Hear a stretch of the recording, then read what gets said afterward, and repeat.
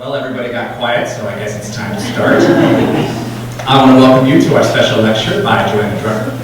I'm Jonathan Lamb from the English department. Before I introduce the introducer, let me introduce the sponsors for our event, which include the Hall Center for the Humanities, especially the director, Victor Bailey. I also want to thank the Hall Center staff. The Earl Gehringer Academic Resource Center, better known as EGARC, better known to undergraduates as the place with the comfortable couches. It's much more than that, but they also have comfortable couches.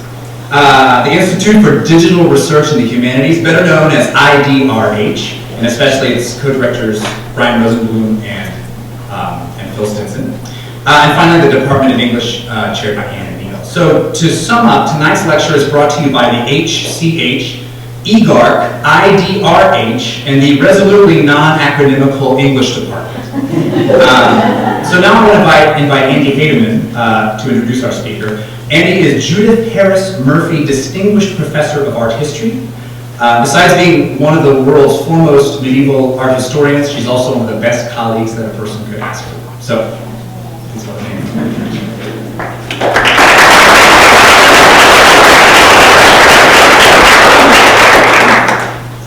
Hello.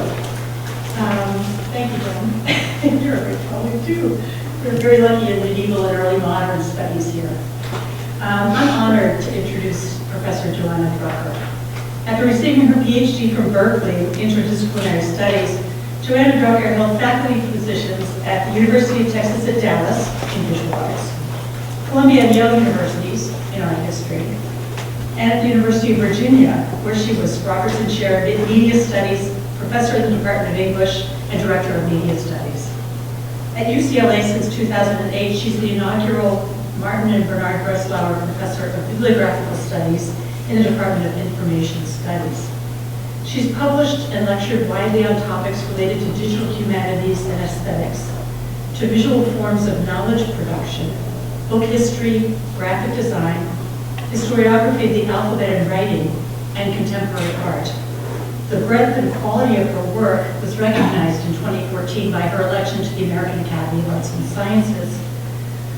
Among her most recent publications, and these are some she flagged, you did in your bio, and this illustrates the breadth of background and interest.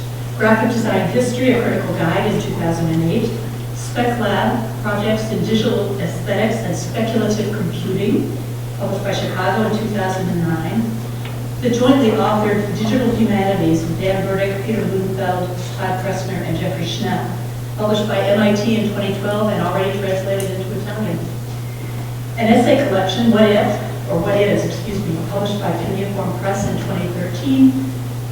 And Graphesis, Visual Forms of Knowledge Production, published in 2014 by Harvard, as one of the first volumes in the new Meta Lab series focused on the impact of digital humanities and design. In addition to her academic contributions, Drucker's produced artist books since 1972. These were the subject of a retrospective with a great title and a place I love a lot. It's called Druckworks. Isn't that wonderful? 40 years of books and projects that originated at the Center for Book and Paper Arts at Columbia College in Chicago. Her artist books are represented in museums and library collections throughout the U.S. and Europe. Johanna Drucker's interest and skills in art making, design, digital humanities, criticism and theory, and her commitment to humanistic inquiry are essential components of her unique voice and point of view. She alluded to their intellectual integration, or to the intellectual integration of her academic and artistic pursuits when she wrote in Druckworks about a project for a book published in 2012, Stochastic Poetics. She wrote, and I liked this quote, so I'm going to read it. What all my projects have in common is an attention to graphical expression as a self-conscious product of aesthetic knowledge, rooted in the conviction that perception is a rarefied form of knowledge, provoked by sensation and attention. The projects are written as if all of the works I've read were present, drawn in relation to an inventory of art hovering in my field of association, designed with respect to a knowledge of formal and conceptual moves, and expressed in letters whose history I studied and continue to study. People often ask, does my artwork draw my work as a scholar? I say, how can it be otherwise?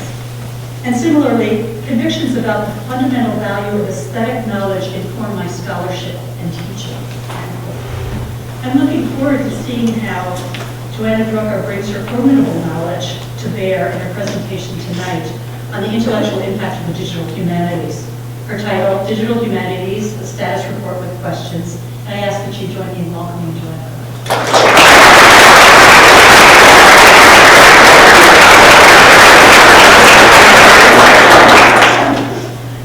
Well, thanks all, and thanks very much for being here. It's been a really nice day and really interesting and active conversations. And so I'm going to address the tone of my comments, so the kind of substance of my comments, to an audience that I will assume is not necessarily already steeped in digital humanities, but has some curiosity about it. So for some of you who are really well inside the field and have been inside the field for quite some time, much of what I have to say will be familiar and possibly contentious. And for the rest of you, I hope it will be provocative. And my intention really is to sketch for you what is the field of digital humanities, where did it come from, how did it develop, what have been its basic accomplishments, and why am I so skeptical about it now? So, which is sort of where I'm at. And having published widely in the field, I'm now walking around telling people I don't think it is a field, and that I think it's going to be absorbed like other forms of intellectual isotopes into the general system of knowledge production. So we'll see whether or not I can talk you into or out of that idea by the end of my talk. But I do want to start with sketching where the field came from and what its accomplishments have been and why it continues, why the work that exists at the intersection of computational methods and humanities research and pedagogy will continue to be of value. In other words, there's a whole set of things that we do, a whole set of methodological activities, a whole bunch of just hands-on practical things that are absolutely essential to continuing to preserve and produce and make accessible the cultural record. So that is really the core of what the digital humanities is about. What constitutes the cultural record, how we make it accessible, those are all issues for ongoing discussion and debate. But in order for the humanities to be at the table and to be a player in making the cultural record accessible in a digital era, humanists have to be involved in the activity. What are the skills we need? What are the intellectual questions to be asked? Those are all things that unfold in the course of the learning. Just as a entry sort of level kind of critical comment or provocative comment, and then I'll launch into these historical points. When I say I'm not sure that digital humanities really constitutes a field, there are two things in my mind. One is, it's not clear to me at all that there's a subject area constituted by digital humanities that actually merits being, sort of formalized into departments. I think there are a whole set of methods, areas of expertise, practices, protocols, and necessary intellectually critical methodological engagements that we need to know as humanists, but I don't think they are separate from our home disciplines. So that's my current thinking, and we can discuss that more if anyone is interested. My other point of skepticism is sort of the inverse of that, which is I don't think there is any demonstration to date, and again it'll be interesting if someone wants to disagree, any demonstration that any digital project has actually had an impact on its home discipline as an argument that relied on digital methods in a way that has actually been a game changer. So is there, it's like, sure, we have vast repositories, but, does somebody cite the Rosetta archive for its argument, or did they go there for it as a repository? So we kept talking ourselves into the belief of argument in the structuring of the information architecture, but I don't believe my own argument anymore. So, I've fallen from the sort of belief system, so we'll see where that all goes. So again, if I compare digital humanities, which has now been in existence for several decades, and its intellectual impact on the disciplines to what happened when, what is an author, or the death of an author, or the writings of, Homi Bhabha, right? There's just no comparison. Gayatri Spivak, in other words, post-structuralism, deconstruction, queer theory, post-colonial studies, critical race studies, all of these things have actually changed the way in which we do our work and how we even construct our language. I can't even write the word Renaissance in a paragraph anymore without calling it a Western Renaissance. It's like your awareness of how you think of the objects of study changes profoundly, and then they are different objects of study as a result. And I don't think that we can point to anything in the digital humanities that has done that. That said, there is some work that has really made us have to think differently and offers us capacities to work with our cultural record in ways that are really interesting and provocative and useful. So where do we start? Okay, we start with these two figures, Roberto Buzza and Origen, the great 3rd century, critical editor. And scholarly traditions within which both of these figures work have been very important to the humanities and very important to the digital humanities. The idea of critical editing, of establishing the most reliable textual record by collating across existing witnesses, is the work done by Origen, Eusebius, and other early scholars of the Common Era. So they were working with geographically distributed evidence and trying to think, as is evident in the work of Anthony Grafton done on these figures, and trying to figure out how do you actually make an information structure that allows you to compare the texts that you are working with. So there's a lot of formalized intellectual instruments that they design. Obviously, Origen's not working with computational methods, but he's working as a human collator. And that's what he's doing. He's really comparing documents and versions. Now, Roberto Buzza, and this is one of the founding myths of digital humanities, Roberto Buzza was a scholar of Thomas Aquinas. He was putting together a concordance. I don't know how many of you have looked at the shelf space that's taken up by the work of Thomas Aquinas. And not to mention all the people who wrote in response to Thomas Aquinas. But to put together a concordance is a serious undertaking. And Buzza in the 1950s, late 40s, 1950s, was working on index cards. So he runs into, but we all worked on index cards. And so he runs into Thomas Watson of IBM, and Watson, fresh from other successes in the war, says to Buzza, oh, we could automate that. We could automate this process. Now, automation is the key term here, because essentially what Watson saw in Buzza's work was that the structure of a concordance is a mechanical task. You can string search and match ASCII code.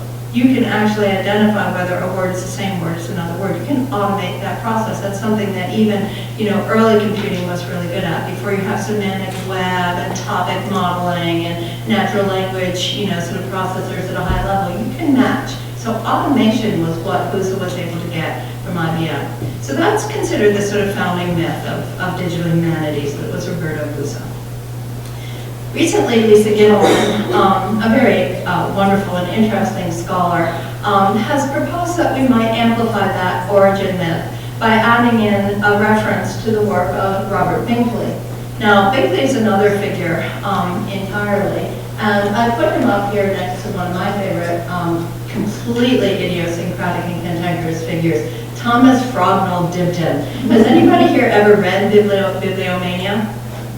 Okay, good, all right. Bibliomania has some wonderful chapters in it, such as women, the threat to books, right? So it's a very idiosyncratic and wonderful work. But bibliography and the study of texts and of physical texts and then the materiality of texts is, in part fostered through the work of Dibdin and then comes forward into the late 19th and 20th centuries as a tradition of looking descriptively and analytically at the production of the cultural record in publishing. How does knowledge circulate? What do we know about how knowledge circulates? How do we know how it's produced? So in addition to the critical editing that we see in the work of Origen and Buzza, and Buzza's doing analytic work, we we have to think about methods of reproducing research materials. And so what Gittleman says is the digital humanities is really also about this. It's not only about analysis, it's not only about critical editing, right? But it's also about the ways in which knowledge is produced and circulated and disseminated. So I agree with her. I think that's a good idea. So as we move beyond the founding myths, and again, the engagement with electronic markup, with machine-readable records, like MARC records with which you're all familiar, these things predate the web, right? So there's a whole lot of intervention in publishing and knowledge access retrieval search and the management of knowledge as information that predates the World Wide Web, and it's part of the world of libraries and information science and information studies. But sometime in the late 80s and early 90s, textual scholars involved in trying to pull materials into electronic form started to be interested in how that process might allow them to do critical analysis, interpretive work in that process, not simply do a kind of ASCII transmission, not just do string searches, but begin to think critically about the content of works and how they can be analyzed.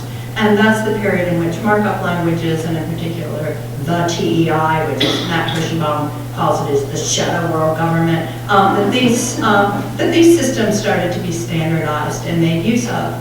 In anticipation of the web, the people who founded the Institute for Advanced Technology and the Humanities in Virginia started to think about how they were going to work with cultural materials, aesthetic materials, literary materials, so that they could, in fact, work on the web when the web came. So this is the early 90s. You know, the web as we know it really comes online around 1994. So even in anticipation of that, the Rosetta Archive, the Valley of the Shadow, the Blake Archive, the Whitman Archive, these other really long-term projects, Perseus Digital Archive, the Perseus Digital Library, are structuring their engagement with aesthetic materials so that it will be, sort of web deliverable. Huge projects. The Rosetta Archive is a 15-year project, and this again, classic of this period, right? A 15-year project conceived by Jerome again, a major critical editor of Romanticism, to take every existing work by Dante Gabriel Rossetti and put it online in a critically edited archive format. Now, my archivist friends will argue that this is not an archive. It's a repository. It's not based on a single collection. There is no faun to respect. But anyway, we can argue about that one another time. But the point is that these were exhaustive, extensive projects, and they involved institutional politics at a level that it's hard to remember now were actually obstacles.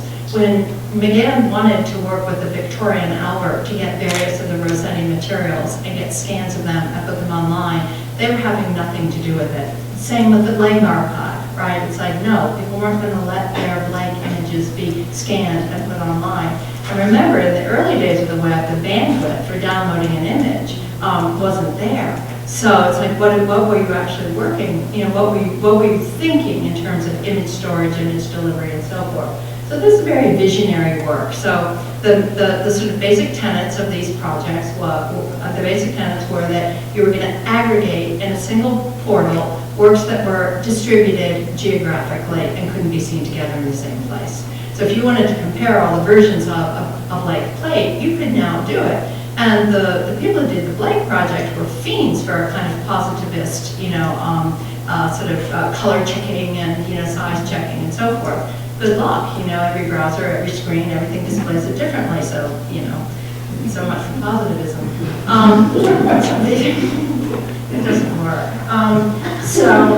But the paradox in a work like the Rossetti Archive is here's a very sophisticated theoretical critic who has spent a good deal of his intellectual life talking about the social production of texts, finding himself reifying the great man as a single isolated figure in a project like this. So suddenly again we saw this peculiar sort of problem of people who have gone through an intellectual transformation and insight finding themselves sliding down into this kind of, groove of, well, if I'm going to do this work, I have to define its boundaries, and its boundaries are the biographical profile of a single individual person, and so there it goes. And it's like, wait a minute, what are we doing here?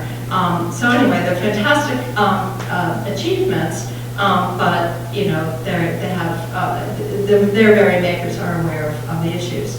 But the benefits of such projects are significant, and a large, still ongoing, and I think very substantial and important project is this one, which is Greg Crane's Perseus digital library.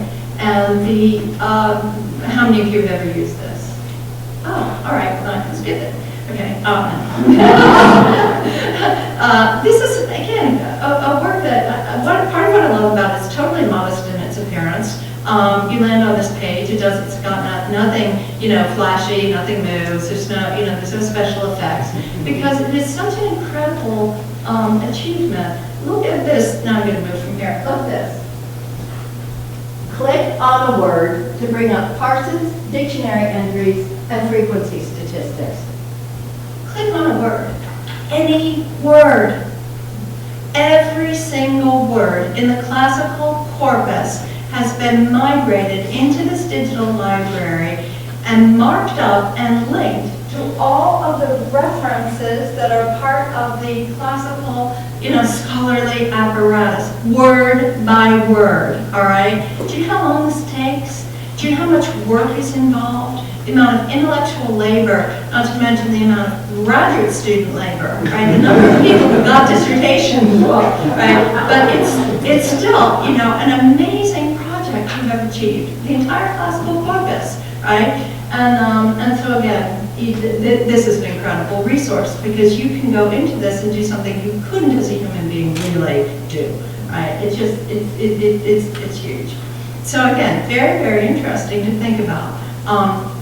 Both the Rosetta archive and the Perseus Digital Library had very fundamentally simple knowledge models. Now what I mean by that is, I don't even think about a knowledge model. You sit down to write a book, do you think, oh, what is the knowledge model I'm using to do this? No, you think about what's your critical position, what are your methods, right? You don't think about the fact that you are shaping something according to a whole number of assumptions about the ways in which the pieces of information relate to each other through a set of processes that articulates for a user to experience. You don't think about that. In fact, a book is an interface. All right, we know that discussion later as well. But in a project like this, there's a knowledge model. And the knowledge model here is very straightforward, which is I want all of the text to be equally available, searchable, legible, transcribed, and so it's a fairly sort of straightforward approach. It assumes the identity of the text. It assumes that they can be cross-referenced and searched. So there's no real processing going on here, right? It takes the text as a given, and it takes the possibility of there being linked to these references as a given. So that's fairly simple. Now, knowledge models are going to get more complicated as time goes on, and here we have a really amazing project. How many of you are familiar with the Fackelgate? All right, so this was a project, again, conceived before the web. It was conceived by the Austrian Academy of Sciences by their linguists who decided they were going to take all 37 years of the run of this journal, which was edited by Karl Kraus, major figure in Austrian intellectual life leading up to the Second World War. And they were interested in this. And here you see, this is so beautiful. Here you see the whole run of the journal. I love that. All right, because it tells you all the things that remediation takes away. So it was a deliberate decision on the part of Anne Burdick, the designer. But you go into this interface, and the reason that the linguists were so interested in this project is that Kraus, as the war as the National Socialist Party came to power, and he was writing as a really influential intellectual, started to have all kinds of code words that his readers and viewers understood, so that he had, a kind of rapport with his readership like Jon Stewart or Colbert had with their audience, so that it's like you use certain words, it's like you know what that means because you've been a Colbert watcher for so long or a Jon Stewart watcher for so long that you know how to interpret that at the glance or the look or whatever. So they were really interested in language as a social product that could carry code within it in terms of use. And how does that get constructed and how does it work? Now we're talking a different level of, knowledge model that has to be engaged because you have to think about the living life of language and how a word is not a word, but is a whole set of layered associations, contexts, and considerations. So they transcribed, marked up the entire corpus with all of this analysis in it so they could begin to look at the transformation of language over time in this particular environment. So amazing, right? Truly an incredible work. The only German word I know is Wunderkind, so when I went into Cyber, it was the only thing I could look for. I have to learn a little more if I'm going to Hamlet. Anyway, but I'm not going to do all the detail on this. It's a fantastic project, and you put in a word, you'll find all of the instances, show them to you in context, as well as all the citations, and then take you to the page so that you can see the word in its original context. The full facsimile is there so you don't lose the materiality of the context either. You see what's in juxtaposition to what, how the space of the pages and the magazines are all working as well. So it's an amazing thing. Now, the business of knowledge models leads us to the problem of middleware. And again, what I'm sketching for you here are the ways in which digital humanities has really managed some major accomplishments that are really useful and interesting. But all of these projects depend upon what we call middleware. So what is middleware? Middleware is presentation software. I'm using middleware right now. It's called PowerPoint, right? It has a whole set of, protocols attached to it. And people who've been in the world of art history will remember the many kind of, sort of studies of the side-by-side slide presentation as an analysis of a certain kind of middleware, right? It's like, what did it mean that we were doing comparisons side-by-side? Weren't there all these other ways to kind of think about images? Of course, but we didn't have a middleware to do it. So when we think about a structure like this, the Vincent van Gogh letters, and you look at the categories across the top, and you think about, well, of course, that looks perfectly normal, right? How else would you think about letters except by period, by correspondent, by place, and those with sketches, right? It's like, that's a knowledge model given expression. Now, of course, there's all kinds of other ways we could think about the letters. All kinds of ways, right? Mood, right? Length, state of mind, right? Sentiment analysis, all kinds of things. So that's what I mean by a knowledge model being expressed in middleware. And it's once you start to see that, it's like everything turns into, a highly structured expression of a set of assumptions about what the content of your repository is, such that you can push it out to a user. And so again, it's something to be aware of. Nonetheless, it's a really wonderful project, very rich, very interesting. You can get original text, you can get facsimile, translation into 1 of 4 languages, notes, artworks, and it's beautifully interconnected. Caveat on a project like this, however, is that all of the content is wedded to the middleware. Extracting the content from this project is virtually impossible. And, this is going to look like an avocado refrigerator in about 10 years. It's going to be like, it is so 2000s, and again, we're blind. That's why I love the Perseus project, because it has no pretense of style. So it can't go out of style. I love that. It's good. Not just poor media, but like no style, right? Which is easy for some of us. Anyway, we're academics, style, so that's fine. Right. Anyway, so these repositories, these elaborate marked up projects, these incredible works of real, scholarly love, got developed very extensively.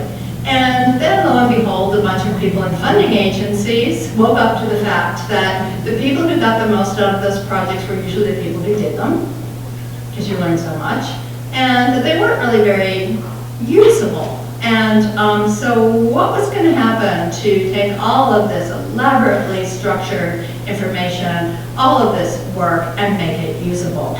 Well, digging into data, that's what was going to happen. So they made a digging into data challenge. and lo and behold, did amazing things with it. So, here's a project, a favorite project of mine, the Old Bailey. How many of you have used the Old Bailey project ever? Okay, oh, the rest of them has some catching up to do. All right, and longest continuous legal record of anywhere in the world, right? The Old Bailey, from 1674 to 1913. So that's a good long time, good long stretch. So all of these court records had been transcribed, and they were identified by their trial date and possibly by the figures involved in the trial. That's really useful, right? I go into this thing and I'm like, let me think. I wonder if there's a trial in the 17th, 19th century that deals with it. Like, there's no way to find it.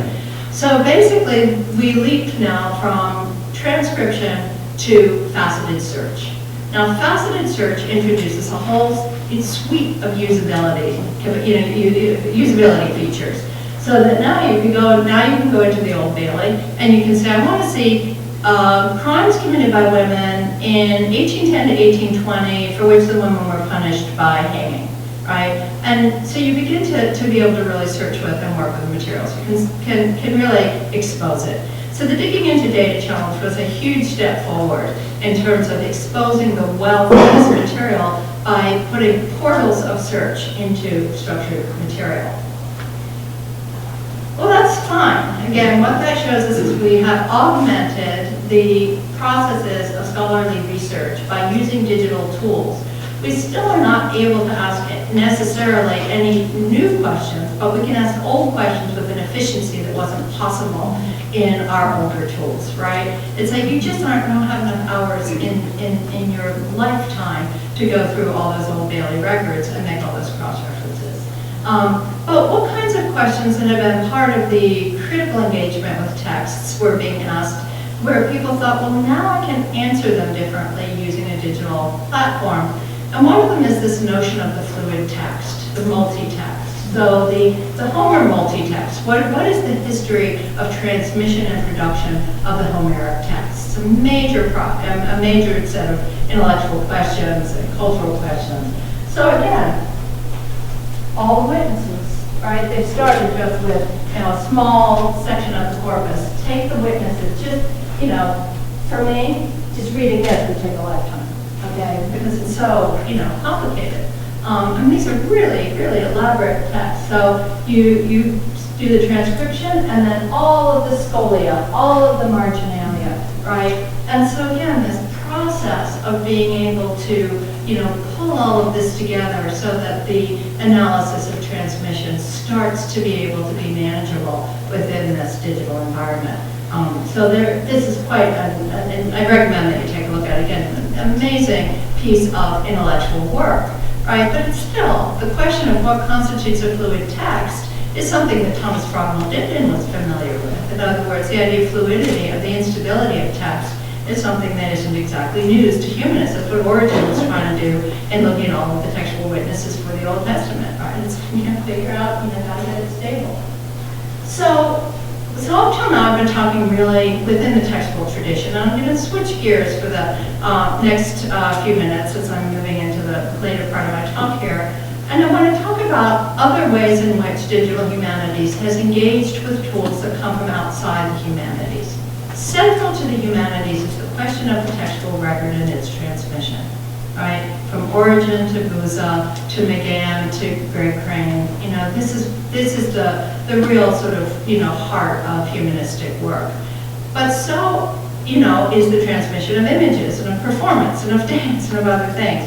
They're much less tractable to computational methods. That's a whole set of concerns, and we're not going to deal with it in great length. I'll touch on it in a minute.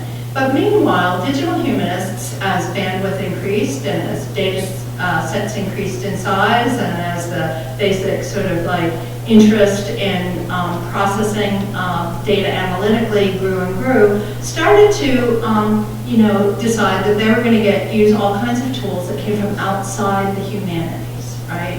And so visualization tools, mapping tools, network analysis tools, right? Data mining tools, all kinds of things. Let's use all these cool things, right?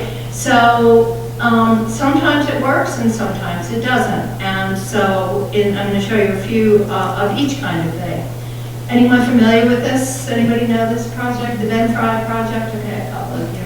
So this is an image I'm particularly fond of. I think it's a particularly successful image because what Fry did, Ben Fry is an information designer, visualizer, he decided he was going to take all 6 of the editions of Darwin's Origin of the Species, color code the changes from edition to edition, and put that into this very compact, compressed image. The classic thing to say about visualizations is true here, that it allows you to take elaborate amounts of quantitative data, because it has to be done quantitatively, and put it into a legible, condensed format so you can see patterns. So immediately, from wherever you're sitting, you start to wonder what happened here, right? Why is there a whole other, why did he rewrite that entire chapter, right? What is that about? What was going on? So here, the image is not a statement, it's a point of departure for research, and it works extremely well, right? It's a terrific image. So the use of visualizations started to come into play, but to use a visualization, any visualization, you have to structure your data. Well, we don't have data as humanists, right? We have text, we have images, we have performances, we have experience. So we have to do what's called parameterization.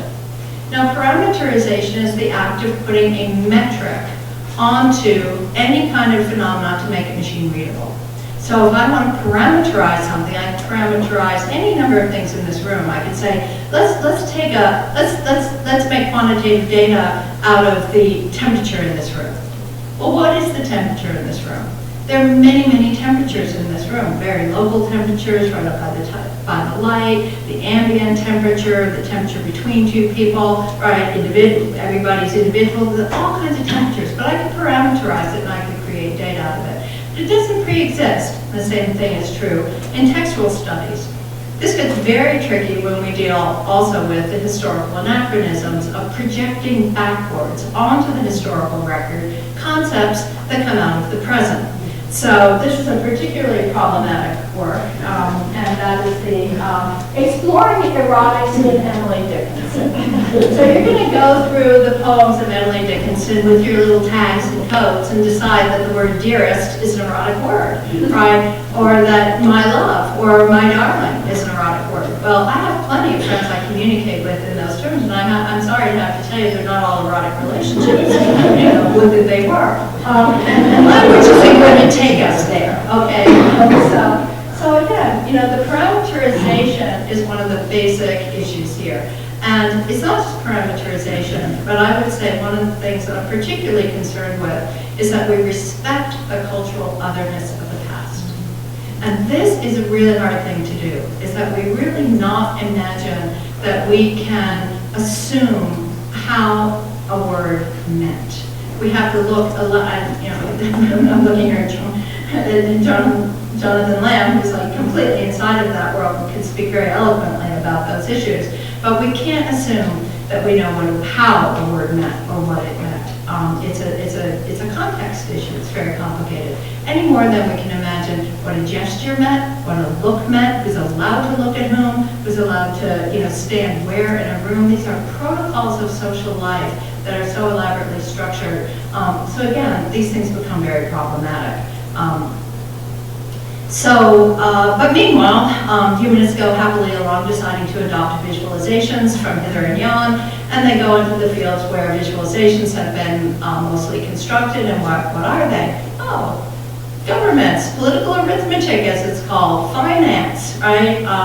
Economics, the management of human beings for social purposes, and or the empirical sciences, the natural sciences. So all of these tools for visualization come out of worlds that are not humanistic, which means that their approach to knowledge is fundamentally different from humanistic approaches. It's not that there aren't positivist humanists around, there are plenty, but the fundamental sort of respect for the specificity of historical evidence, the partial nature of the knowledge that we receive from the historical record, and our situatedness within our own context of understanding makes us completely distinct from a knowledge model that is observer-independent, repeatable results as a knowledge form.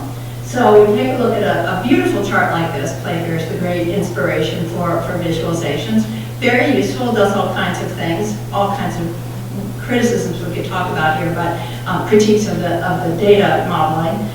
But Playfair is beautiful, right? I mean, just on the sheer level of elegance, you know, you want to be convinced by somebody, you want to be convinced by Playfair. Not by the Play School School of information visualization, which seems to be where the world has gone. It's like, when did we decide that we could only use primary colors? Like, was that at the same moment that we decided that the entire web had to be child-friendly? I mean, this is bonkers, right? And so like that versus these, I mean, it's just, you know, it's the world of Office graphics. It's horrible, right? And this is what we're living with. This is what we're seeing. That's why the Dear Data project that Elke showed me today, that Stephanie Posbeck and yeah, it did. It's so beautiful. So, you know, when did we decide that was the thing to do? But nonetheless, I'm the humanist, happily working away and adopting these tools from outside of the field. So one of my big things is we have to either put plenty of caveats on what we're doing, or we need to design our own tools, one or the other. Now, again, there's plenty of reasons to want to use the tools that come out of these fields, such as network analysis. My friend Holly Schulman, wonderful scholar, documentary editor, has worked for many years on Dolly Madison's correspondence. And what she's interested in is the way in which Dolly Madison functioned in the White House as a kind of social media, you know, sort of node within very elaborate networks of communication and exchange. She is the networker par excellence, and her networking skills actually change the course of what happens in the White House. So fascinating. So all of these relationships that can be mapped in the letters, right, that are social relationships, could be exposed. And they might look like this, right? They might look like Twitter friends. This is completely useful as a primary analytic tool, but it's absolutely impossible if you take it as an artifact and read it as a statement of fact. So one of my principles is we have to move away from seeing information visualizations as declarative statements. They're not declarative statements. The copula, this is, you know, the network of such and such, no. This is a highly remediated, you know, image of parameterized information that was taken based on this knowledge model, put through this processor, and then put into through a set of algorithms that's spring-loaded to optimize the screen real estate and the legibility of distance of spokes and nodes, right? Nodes and edges. So no, it's not about the social relations. It's about the processing of a data stream that has some grounding in the social relations, but to read it as the social relations is simply wrong, right? It's a way to talk about them, to see where the patterns are, to see where certain things are that you might want to look at. So, you know, it's again the caveat. What are we actually doing? And, you know, when we get to, this is the graph everybody likes to make fun of, and, you know, obviously it's not about Hamlet and his relations, and I'm ready to be the first person to say that. It's about the frequency of exchanges within the play. But nonetheless, you know, the distribution of the objects in the image is based on an algorithm that is simply using a certain kind of screen display for optimization. So again, even at that level, it introduces all kinds of weirdness. So again, you know, now we're into the 2000s, you know, people are doing these, you know, the late 90s, the 2000s, Digital Humanities, who's been around for 15 years. And the desire to extend the range of computational processing begins to reach into the world of images. Images are very complicated to remediate. And we can argue till we're blue in the face about the violence done to a text by keyboarding it into an ASCII stream, but the basic code of the alphanumeric system is still there, right? There's no code in the visual arts, right? This is, you know, old structuralism revisited. There's no fundamental code. There's no double articulation. So when we start to look at images and we want to think about how are they computationally tractable, how do they get remediated for computational processing, there's already a bunch of issues. Now, the work of Glenn Landovich has been really interesting to watch because he's done all kinds of engagements with trying to think about feature recognition and processing. And he did this project on manga cartoons, which again, a bunch of you will be familiar with. How many of you know this project? Okay, so basically, he said, well, let's look at manga, manga cartoons and books, and let's look at the way in which, again, figure out what can I parameterize. I can look at, standard deviation from, a mean of value within a particular person's work, and mean total value, and look and see how that's distributed over a set of, variables. Standard deviation, right, from the average within any individual's work. So look and see, could he get hold of that? And he did, he got hold of it. So now you can take a look at over 1 million manga pages, and that's what it looks like. So, it's like, what is that actually telling you? What purpose does this have? So I always give this to my students as a thought experiment. I say, design something that can use this software in a meaningful way, right? In an interesting way. And think about what are the kind of features that make sense to look at in such a project. But as time has gone on, the sophistication of feature recognition in the projects he's working on has gotten more interesting. But in the early days, they were pretty primitive. And again, back to the problem of remediation, this was an early cultural analytics project which presented itself as all the paintings of Mark Rothko organized according to color value. And I would say to Lev, I've said this so many times in public, it's like, the one thing this isn't is all the paintings of Mark Rothko. Like, let's just start there, right? It's, all of the digital images that you have no idea of the provenance of, you don't know what the color code, it's completely, bonkers. So at that scale, again, this kind of work doesn't really work, but there are engagements with material science that are really promising and useful. Before I move to those in my last couple of remarks, I do want to say that I think massive image searching is something that's really interesting cultural research. And again, this is the kind of work you could not do outside of a networked digital environment. And then to ask, what is the Mona Lisa? Or who are the Mona's Lisa, right? In our age, I remember a piece on the Grant Wood, American Gothic that somebody had done years ago. And it was years of research to find all of the variations of that American Gothic and to track them down on cereal boxes and in cartoons and so forth. Google, the oracle of our time. And, it's like, Google, tell me about the Mona.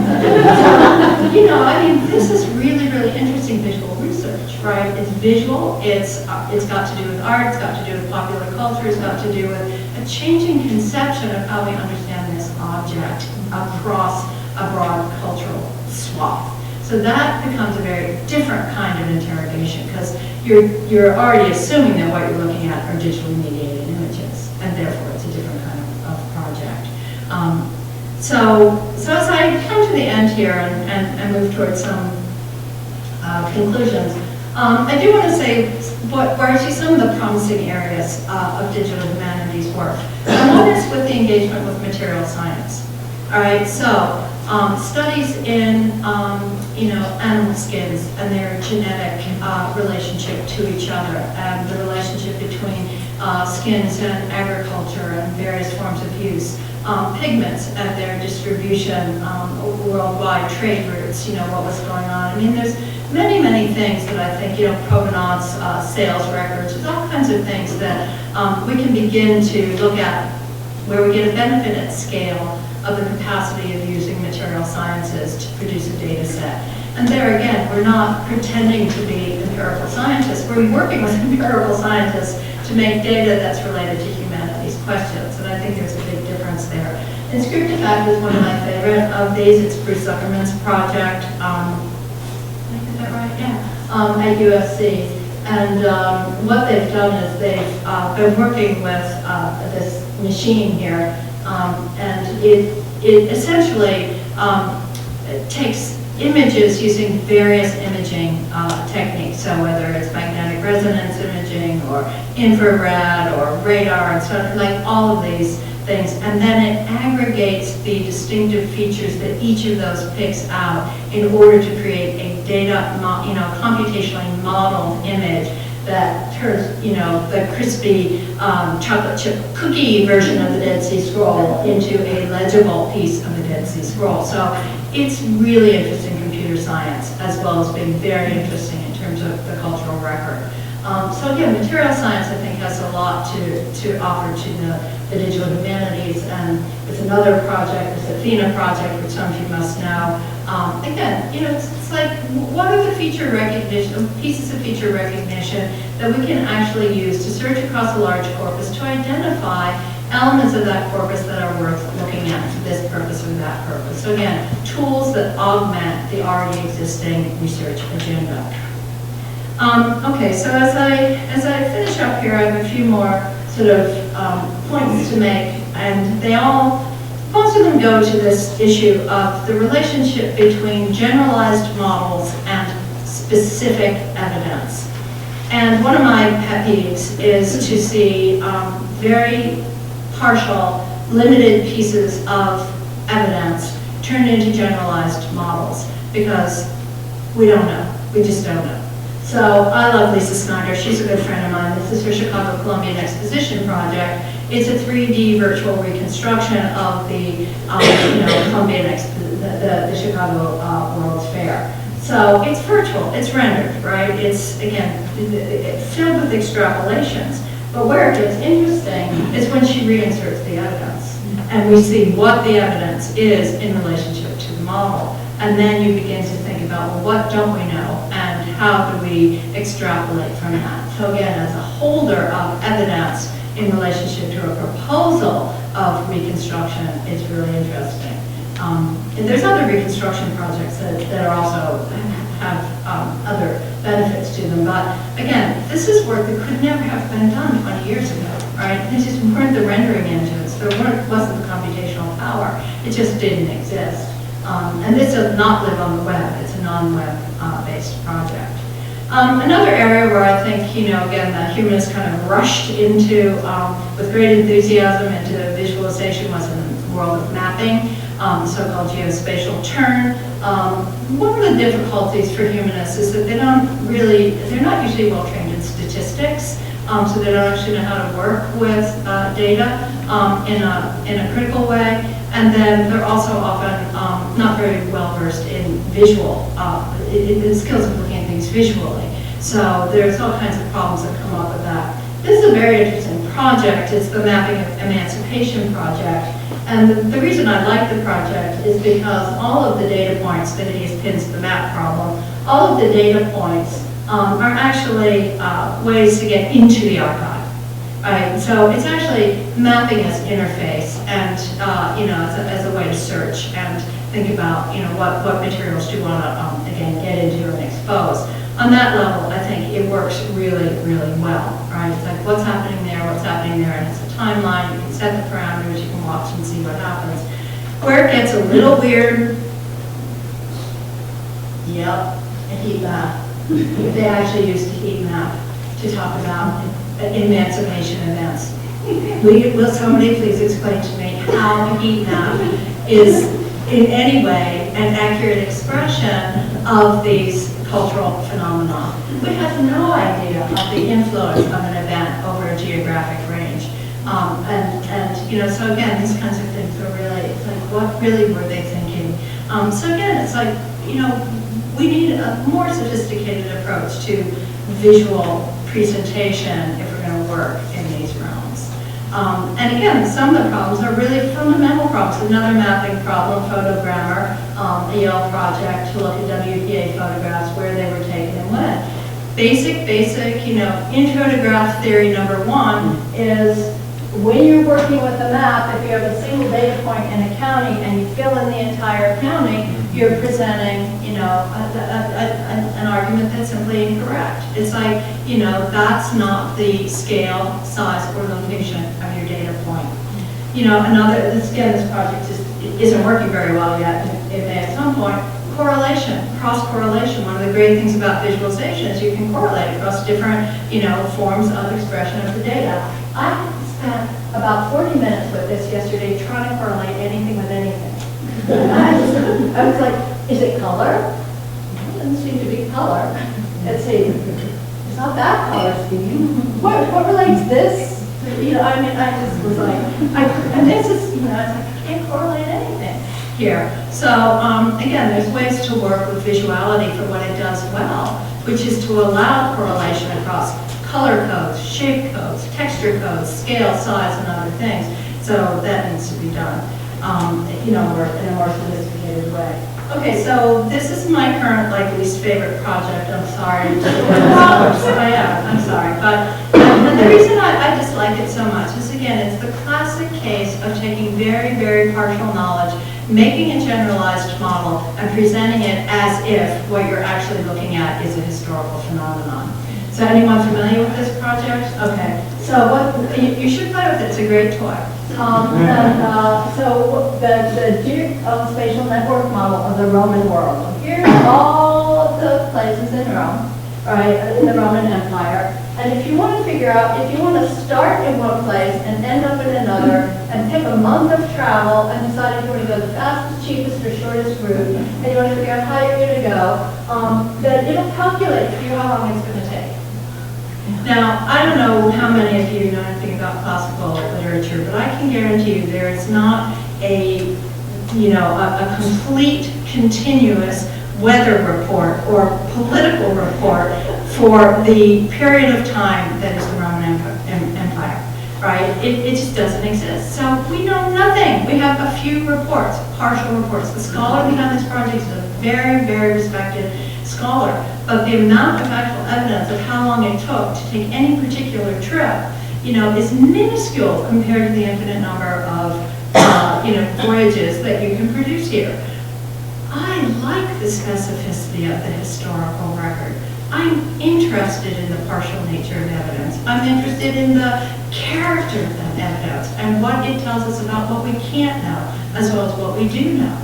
And these kinds of models, to me, are a misuse of the digital tools because, again, they create a falsehood that then gets lots of attention and lots of, money. And, and then it's like, well, what are we really doing? Like, what are we actually doing in terms of thinking about the human record? It's a game. It's fine as a game, right? Where is Waldo? I mean, I do wonder where Waldo is, okay? So,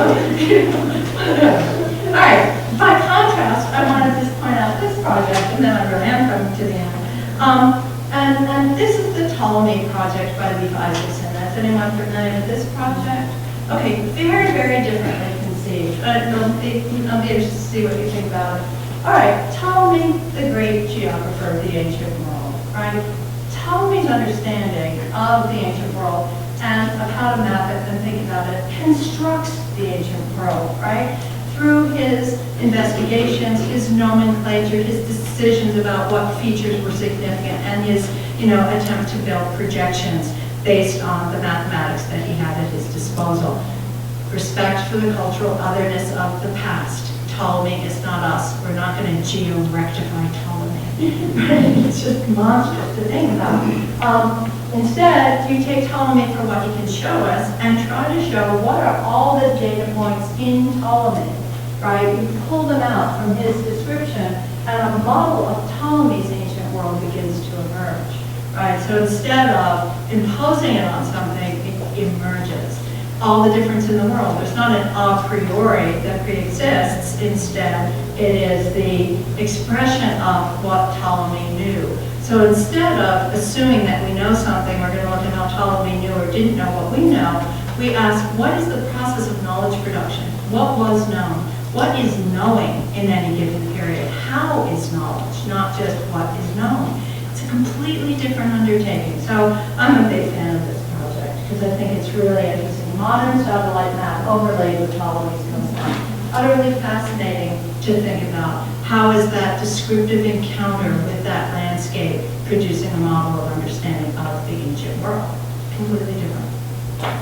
All right, as I come to the end here, I'll put up this project. This is the one I was mentioning to you earlier, the Shakespeare project, as a kind of summary of saying, what are the benefits? Where are we now? What are the benefits of digital humanities? This is a very, complex project about Shakespeare and looking at sentiment analysis in Shakespeare, patterns of language use, and so forth. There's a real benefit at scale of this kind of work. You can search across a corpus, ask questions, through the structured data and through the interface that allow you to think about, well, maybe this is something I want to close read. Maybe this is a point of entry. Maybe there's something here that I can look at.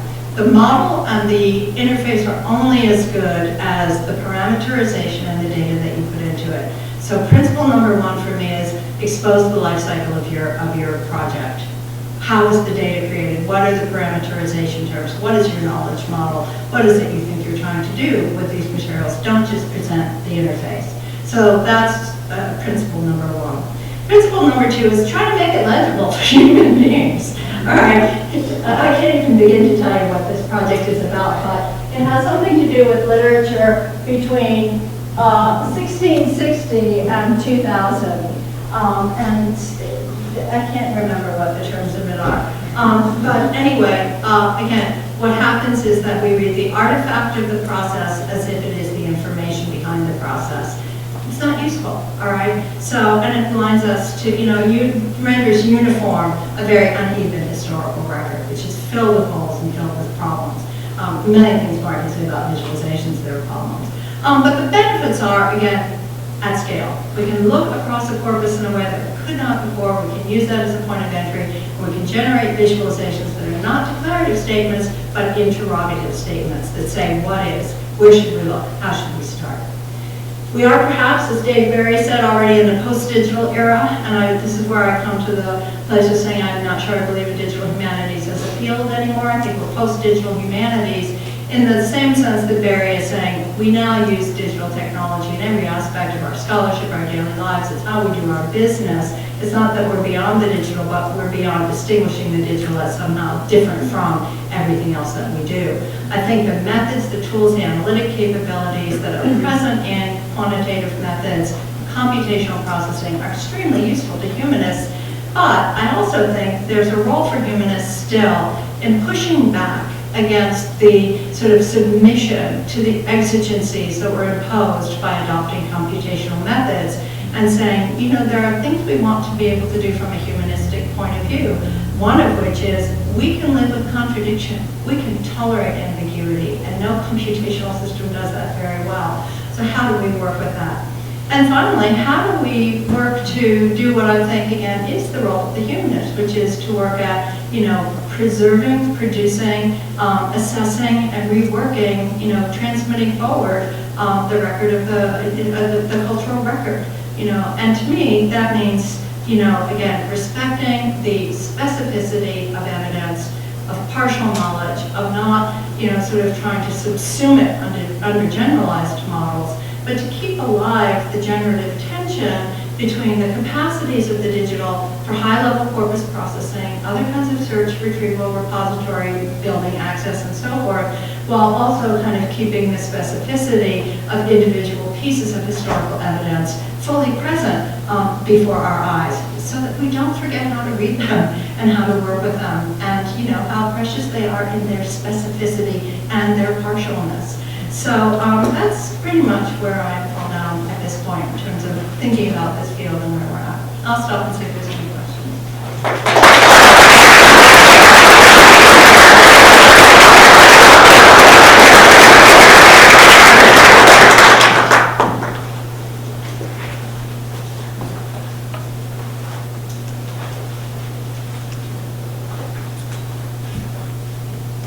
Yeah. I was interested in how the, fascinating project, thank you. First, I was interested in the sort of parallels between your, I think, really insightful critique of how these interfaces that make, what would you say, a declarative statement, right, out of something that's much more partial, much more an interpretive gesture, right? It's hidden under this sort of finding the science thing, right? I'm wondering about how that relates to what seems to be a similar demand at an institutional level of the humanities right now all over the place for learning outcomes, for the value of a certain degree in terms of job skills, a whole range of questions, I think, that turn a sort of interrogative model, as you said, right, into something that is supposed to produce economic or other sorts of values. Right, and I'm wondering how that relates to sort of generalized and over talked about, but still crisis. in the humanities. Yeah, well, you know, the language of crisis serves the interests of various people and not others, and there's evidence that the concept of that crisis is exaggerated. That said, unlike some of my colleagues, I have no problem with making my students workforce ready. You know, I actually think that's a good thing, and that it's not at odds with the idea of also giving them a passion for, heaven forbid, poetry, right, or other skills and, you know, areas of interest and expertise. So I think that, you know, one of the reasons I'm so interested in trying to not separate the digital humanities into an isolated field is that I actually think that the critical engagement with digital processing and computational processing is essential for anybody living in the world we live in. So what I'm interested in is saying, well, you know, I've been trying to push this in my home environment, saying we need a data wrangling class for every undergraduate. Not digital literacy. Digital literacy sounds didactic. It sounds like, let me tell you what you need to know. You know, it's like, okay. Data wrangling, on the other hand, is to get into this business of, you know, what is data? How's it made? How's it constructed? And can you give students a chance to make data out of an experience or an environment? And then how is it formed? How can it be migrated? What's legacy data? What's legacy metadata? What is metadata? You know, all these things that are fundamental to the way in which search engines work every day, social media are processing your information. In other words, it's a direct engagement with the datafication of every aspect of our cultural life. And, you know, I know it's a kind of old chestnut to say that what we do in the humanities is to give people critical skills, but I actually believe it. And one of the ways that we do that is by not moving towards these reductive solutions. You know, it's like just insisting on the non-singularity of things. It's like you always have things in juxtaposition. You can't close things down. Nothing becomes easily resolved. Then ambiguities and contradictions become something that have to be lived with rather than shut down. So, you know, I'm interested in making sure that I'm now teaching information studies. I want all of my students to be able to know how to do the things that are necessary to preserve the cultural record in digital form, because that's where all cultural institutions are. But not every humanist needs to know how to do that. But they need, you know, again, one of my big things is if we're going to receive, you know, 99% of knowledge, experience, and information through visual interfaces, maybe we should actually know how to read them. You know, it's like, again, visual, you know, the skills of visual analysis are not native to most text-based humanists. And, you know, it's an argument we've had. Well, it's a position that has been widely held within the art history field for a long, long time, which is, you know, there's something specific about the training of learning to read images. It's not natural. There's no natural eye.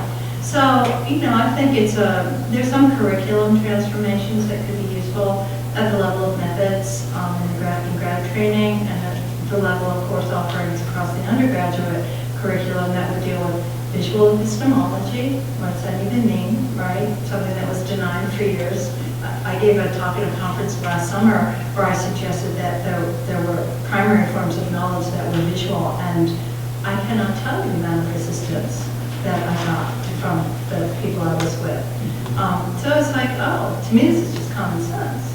But even I think there are things that are essential for the humanities. But I also think the humanities has to assert its authority as a field of methods, not just a field of objects. And that's again part of what I am always saying about talking about interpretive methods rather than empirical ones. That only in interpretive methods do we really come to respect cultural diversity as true otherness. You know, as long as you have empirical methods and you say, yeah, well, it's not really true that, you know, women do science differently. It's like, you know, it's like until we embrace this kind of respect for real otherness, I think, you know, the humanities is sort of selling itself short in terms of what it has to offer in the social, public world of knowledge. So I didn't really answer the question of the crisis, but I just use it as a soapbox to say all the things I wanted to say about humanities and our values. Yes, ma'am.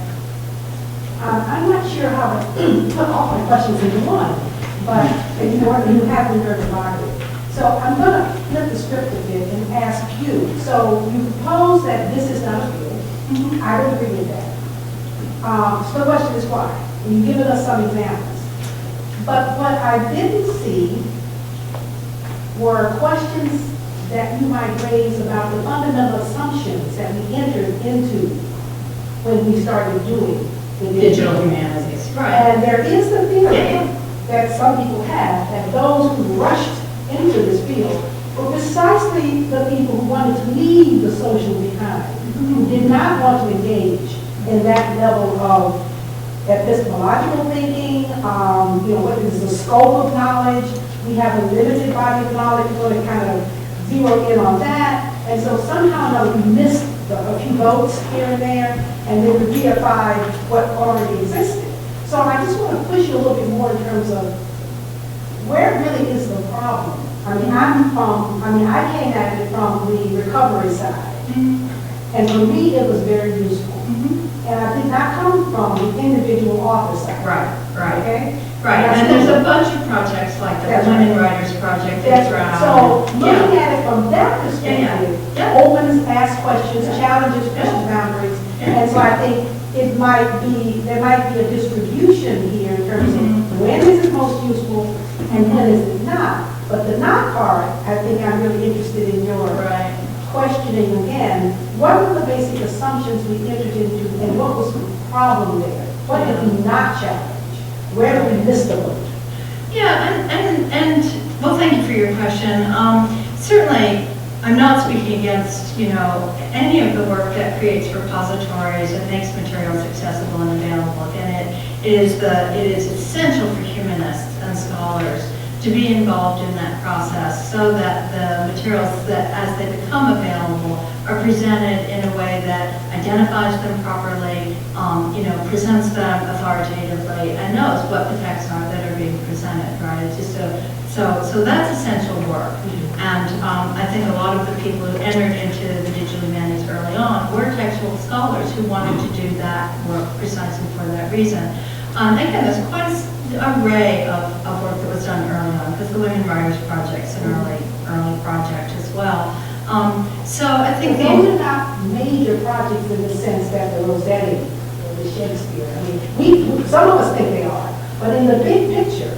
Well, yeah, time will tell, really, because I think the other challenge that we have at the moment, among many, is to aggregate resources through linked open data and other central repositories and search engines. These projects are not even in WorldCat. They're not in OPEC. This is crazy. So getting digital repositories to be registered in, so that they can be found in the same way that we find library work projects. This is, but part of the reason there is the instability, the unsustainability, the problematic nature of the artifacts themselves. But that's a trivial matter compared to the need to expose them in a way that they can be found. But I think time will tell how these things grow together. In other words, I think there's a lot of work that's been done in isolation that will benefit incredibly from being aggregated with other work, where then we begin to see a larger picture, a different kind of set of, sort of social and cultural, materials brought into dialogue with the materials of literature and aesthetics and so forth. I think there's lots of work ahead, and I don't think that the work that's been done till now will go away. I think it'll be absorbed, into those larger projects.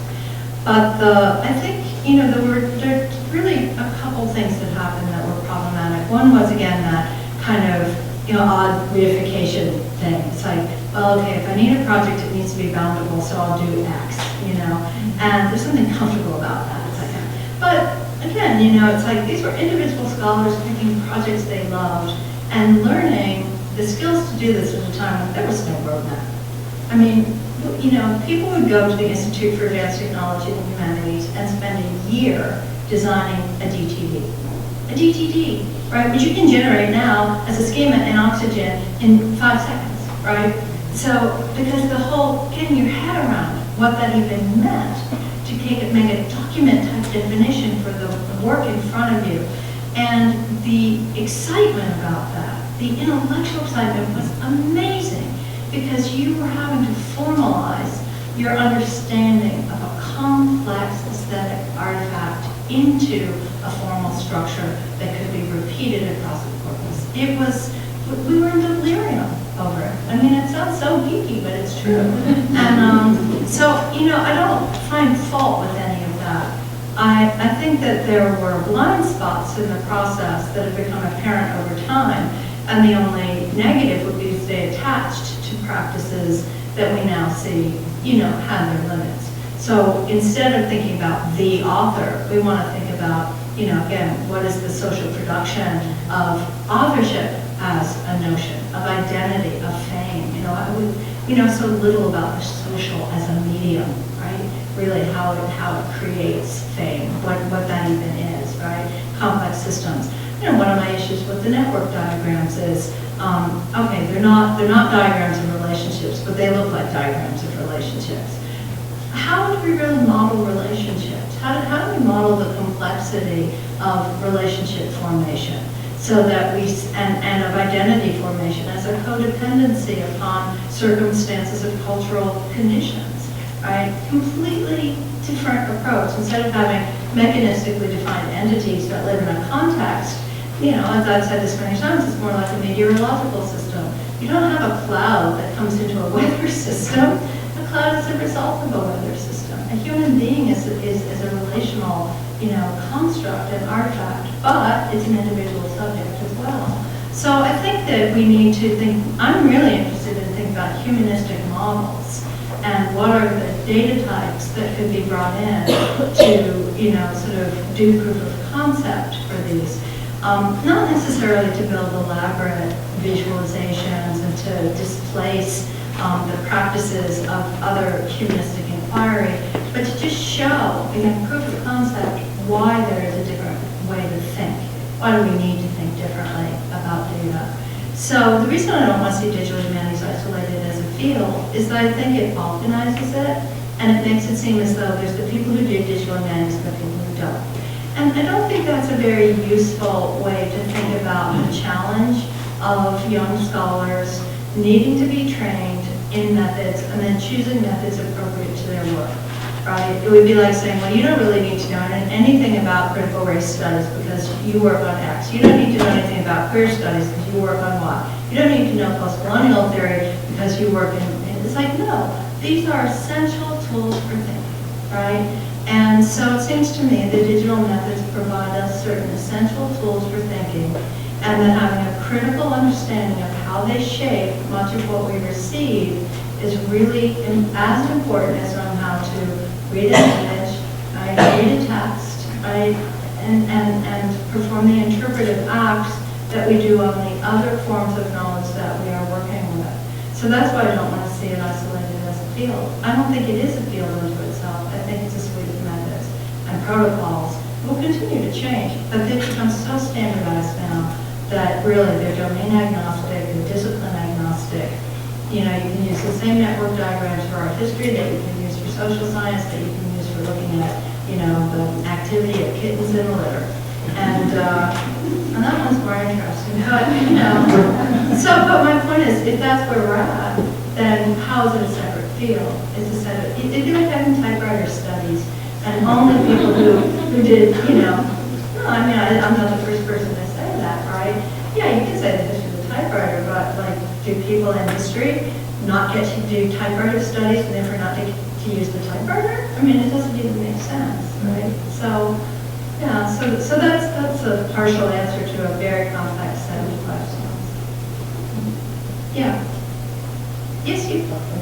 Just a second. So where do you see then, if you don't think of digital humanities ought to be, you know, its own discipline, where do you see this critical impulse coming from? Because you sort of pointed out a lot of projects that make certain assumptions that you think aren't communicated or are, you know, not very visible to the average user, that come across a variety of disciplines, so classics, et cetera, and I've noticed this also, I feel like, more and more in the last, like, 4 or 5 years in the scholarship, when you see kind of a,